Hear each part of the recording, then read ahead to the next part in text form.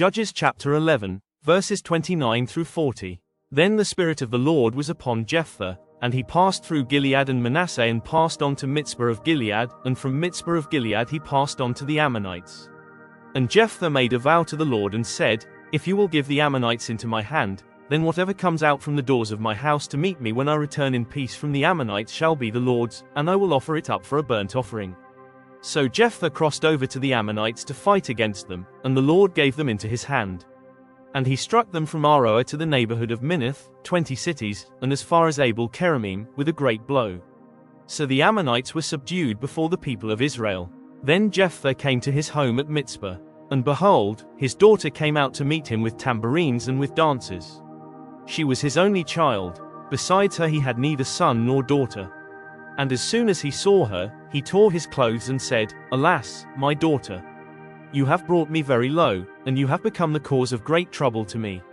For I have opened my mouth to the Lord, and I cannot take back my vow. And she said to him, My father, you have opened your mouth to the Lord. Do to me according to what has gone out of your mouth, now that the Lord has avenged you on your enemies, on the Ammonites. So she said to her father, Let this thing be done for me. Leave me alone 2 months, that I may go up and down on the mountains and weep for my virginity, I and my companions. So he said, Go. Then he sent her away for 2 months, and she departed, she and her companions, and wept for her virginity on the mountains. And at the end of 2 months, she returned to her father, who did with her according to his vow that he had made. She had never known a man, and it became a custom in Israel that the daughters of Israel went year by year to lament the daughter of Jephthah the Gileadite 4 days in the year. Judges chapter 12. Jephthah's conflict with Ephraim. The men of Ephraim were called to arms, and they crossed to Zaphon and said to Jephthah, Why did you cross over to fight against the Ammonites and did not call us to go with you? We will burn your house over you with fire. And Jephthah said to them, I and my people had a great dispute with the Ammonites, and when I called you, you did not save me from their hand. And when I saw that you would not save me, I took my life in my hand and crossed over against the Ammonites, and the Lord gave them into my hand. Why then have you come up to me this day to fight against me? Then Jephthah gathered all the men of Gilead and fought with Ephraim. And the men of Gilead struck Ephraim, because they said, You are fugitives of Ephraim, you Gileadites, in the midst of Ephraim and Manasseh. And the Gileadites captured the fords of the Jordan against the Ephraimites. And when any of the fugitives of Ephraim said, Let me go over, the men of Gilead said to him, Are you an Ephraimite? When he said, No, they said to him, Then say Shibboleth, and he said, Sibboleth, for he could not pronounce it right. Then they seized him and slaughtered him at the fords of the Jordan. At that time 42,000 of the Ephraimites fell. Jephthah judged Israel 6 years.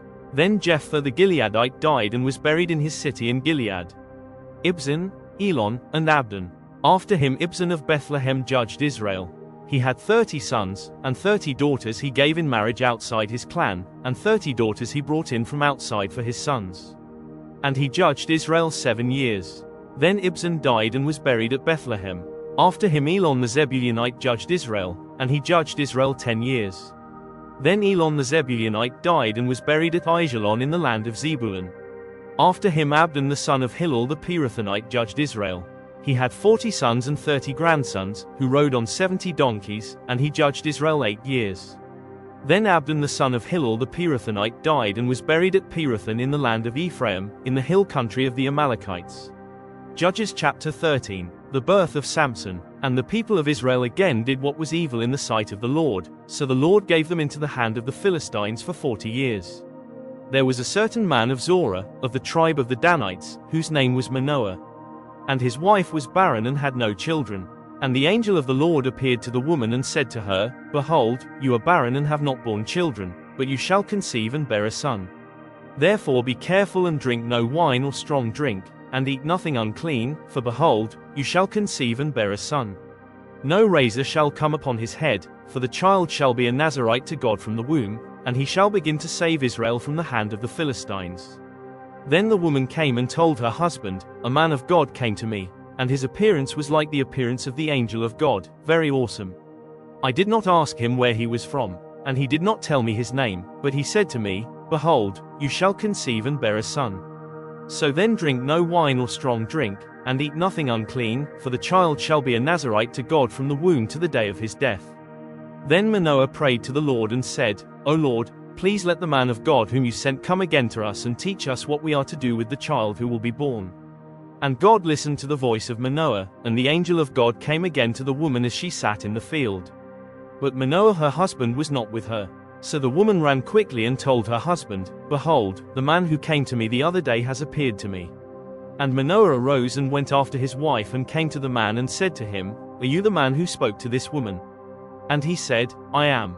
And Manoah said, Now when your words come true, what is to be the child's manner of life, and what is his mission?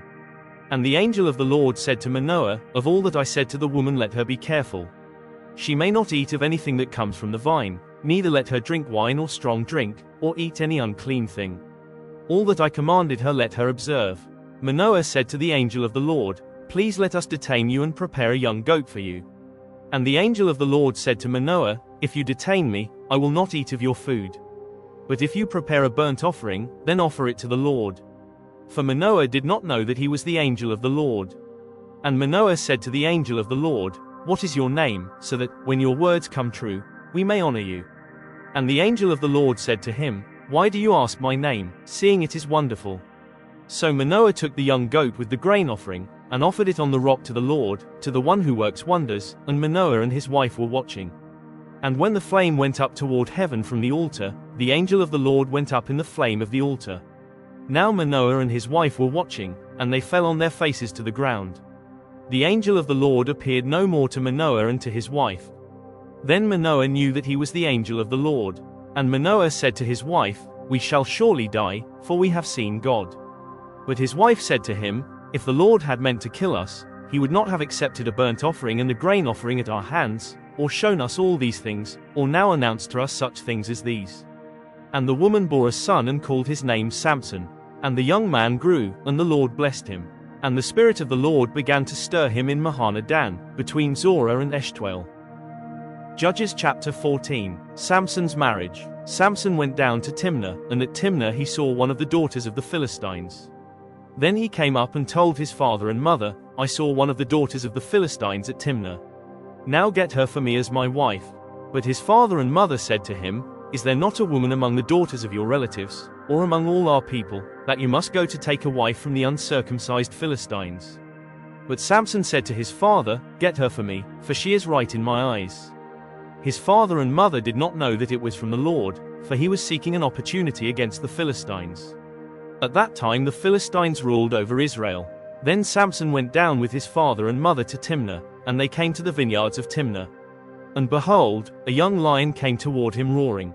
Then the Spirit of the Lord rushed upon him, and although he had nothing in his hand, he tore the lion in pieces as one tears a young goat. But he did not tell his father or his mother what he had done. Then he went down and talked with the woman, and she was right in Samson's eyes. After some days he returned to take her. And he turned aside to see the carcass of the lion, and behold, there was a swarm of bees in the body of the lion, and honey. He scraped it out into his hands and went on, eating as he went. And he came to his father and mother and gave some to them, and they ate. But he did not tell them that he had scraped the honey from the carcass of the lion. His father went down to the woman, and Samson prepared a feast there, for so the young men used to do. As soon as the people saw him, they brought 30 companions to be with him. And Samson said to them, Let me now put a riddle to you.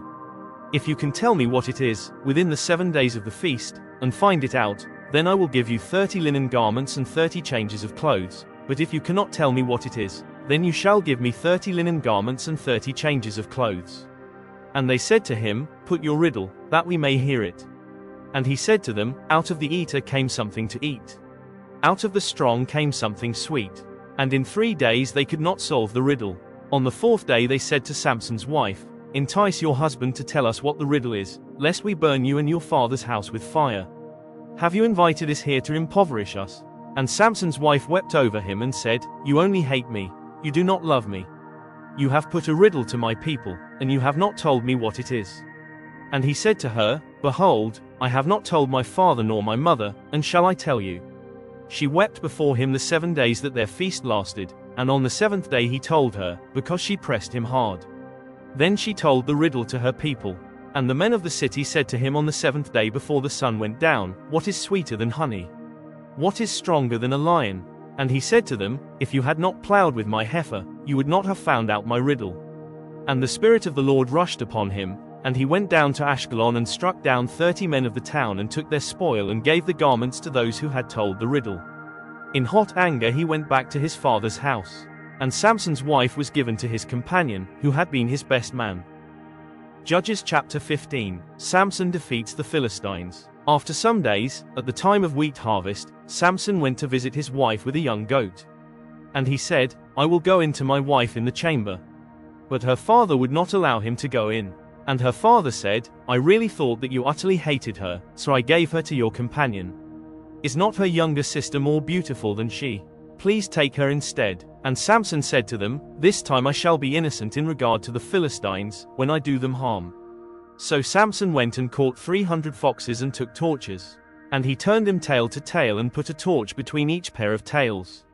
And when he had set fire to the torches, he let the foxes go into the standing grain of the Philistines and set fire to the stacked grain and the standing grain, as well as the olive orchards.